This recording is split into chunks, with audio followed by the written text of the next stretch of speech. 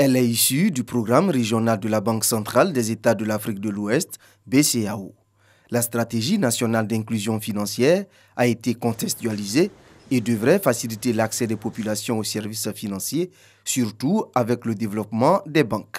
Notre écosystème financier comprend 28 banques, 2 établissements financiers à caractère bancaire, 50 institutions de microfinance et 3 établissements offrant des services financiers via la téléphonie mobile. L'analyse de ces indicateurs permet de noter que le secteur de la microfinance et les services financiers via la téléphonie mobile constituent les principaux vecteurs de l'inclusion financière en Côte d'Ivoire. Alors que la stratégie régionale adoptée par le Conseil des ministres de l'UEMOA vise un taux d'inclusion financière de 75% d'ici à 2024, le taux de la Côte d'Ivoire était de 40% en 2017. Le gouverneur de la BCEAO donne quelques orientations pour améliorer les chiffres.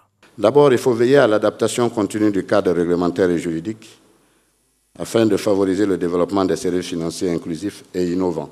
Ensuite, il s'agit de promouvoir l'utilisation des technologies financières en vue de garantir une offre de produits et de services financiers adaptés et à des coûts réduits. Il faut par ailleurs prendre soin de développer des programmes d'éducation financière à l'endroit des populations afin d'améliorer leur culture financière et de leur permettre d'opérer des choix judicieux. Pour le représentant du Premier ministre, des mesures ont été prises et plusieurs actions ont été déjà menées pour accélérer le processus d'inclusion financière en liaison avec les directives communautaires. La stratégie nationale d'inclusion financière est en phase avec le plan national de développement PND 2016-2020 qui vise une réduction significative de la pauvreté ainsi qu'une croissance durable et plus inclusive. Le gouvernement entend porter le taux d'inclusion financière de 40% en 2017 à 60% d'ici 2024.